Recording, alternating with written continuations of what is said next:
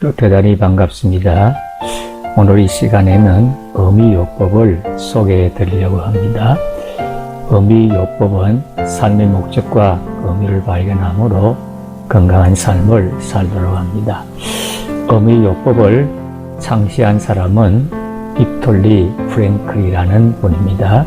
먼저 이 사진을 통해서 빅토리 프랭클에 대해서 살펴보기 원합니다.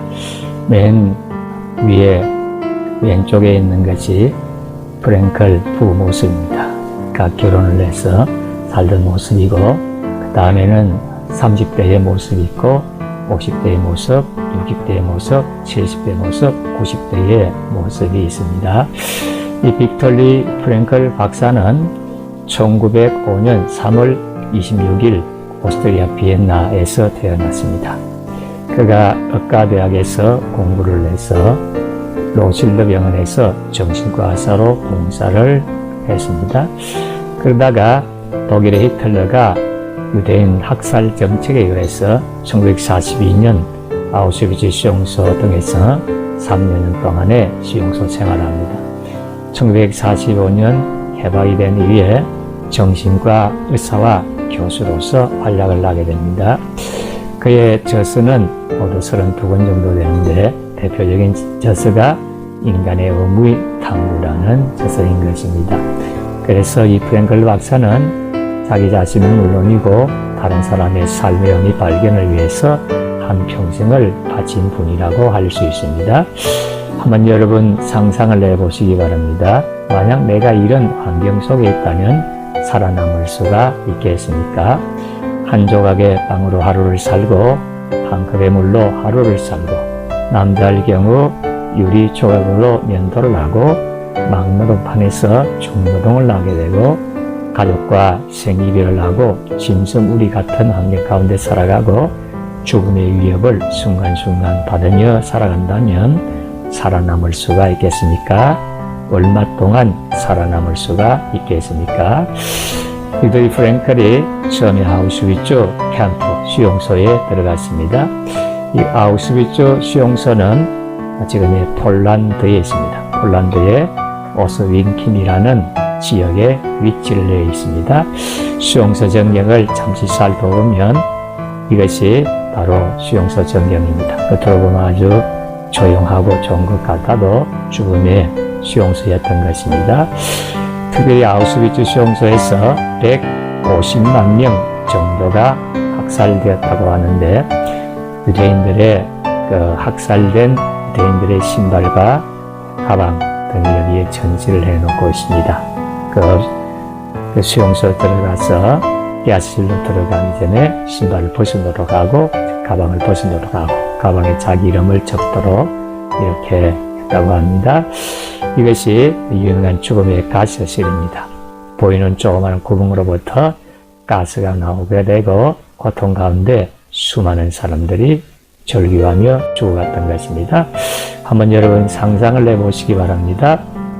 한 조각의 빵으로 하루를 살고 한 컵의 물로 하루를 살고, 심지어는 화장실이 없는 곳에서 생활을 하고 가족들과 생이별을 하고 막노동판에서 짐승처럼 취급받으면서 노동을 하게 되고 짐승 취급을 받은 이런 그악한 현장에서 살아간다고 하면 살아남을 수가 있겠습니까?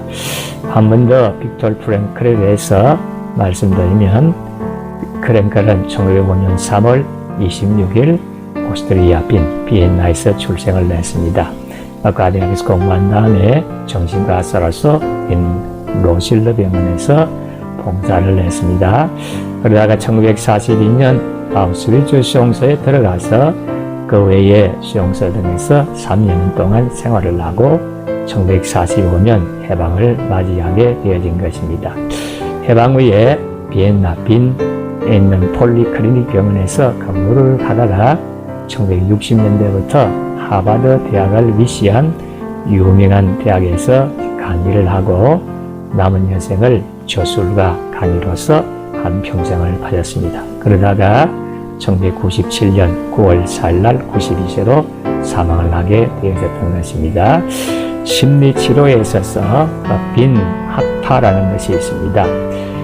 빈 대학에서 졸업한 졸업생 가운데 세계적인 영향을 끼친 3명의 사람들이 있습니다. 지금 보이는 사람이 지금은더 프로이드입니다. 1856년부터 1936년, 39년 가운데 있는 것이 알프레드 아들러 1870년부터 1937년, 그리고 빅토리 프랭클 1905년부터 1997년입니다. 지금은 프로이드와 알프레드 아들러와 빅토리 프랭크가 심리치료에 있어서 세계적인 영향을 미친 사람들입니다. 지금은드 프로이드는 정신분석학이라는 것을 창시했고, 알프레드 아들러는 개인 심리학이라는 것을 창시했으며, 빅토리 프랭클은 의미요법이라는 것을 창시를 했습니다. 과연 세계적인 심리치료에 영향을 미친 사람들이라고 할 수 있습니다. 빅토리 프랭클은 32권 저서가 있고 26개월로 번역이 되었습니다. 대표적인 것이 인간의 의미 탐구라는 책입니다. 미국만 해도 500만 권의 책이 팔렸다고 합니다. 여기에 보이는 이 책의 그림이 그 유명한 인간의 의미 탐구 영어판입니다. 그래서 이 저서에 대해서 여러 가지 평가들이 있습니다만은, 당시에 그 뉴욕 타임즈는 이 책은 지금까지 미국에 가장 큰 영향을 미친 10권의 책들 중에 한 권이다, 이렇게 평가를 했습니다. 또 그 당시 LA 타임즈는 만약 당신이 금년에 한 권의 책을 읽겠다면 프랭클 박사의 책을 읽어야 할 것이다, 이렇게 평가를 했습니다. 필자와의 만남, 저와의 이제 만남이었습니다. 제가 미국 유학하는 중에 이 빅토리 프랭클을 만나게 되어지고 의미요법에 대해서 연구를 했습니다. 그래서 박사학위 논문을 쓰게 된 것입니다. 참 인생은 고통이 있습니다.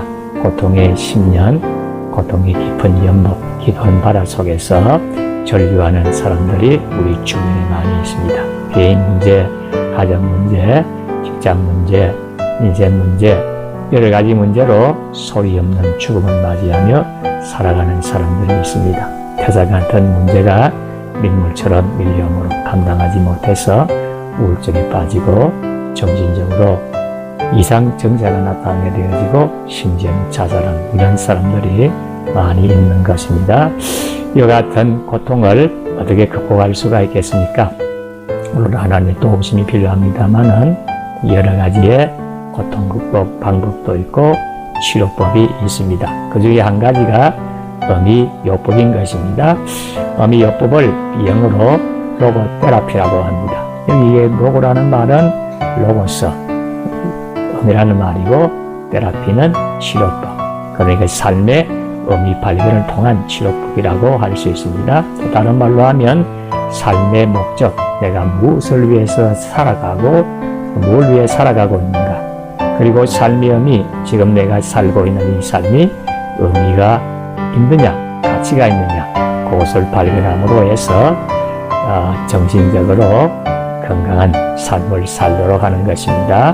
그래서 오늘날 현대사에 있어서 의미요법이 굉장히 필요한 것 같습니다.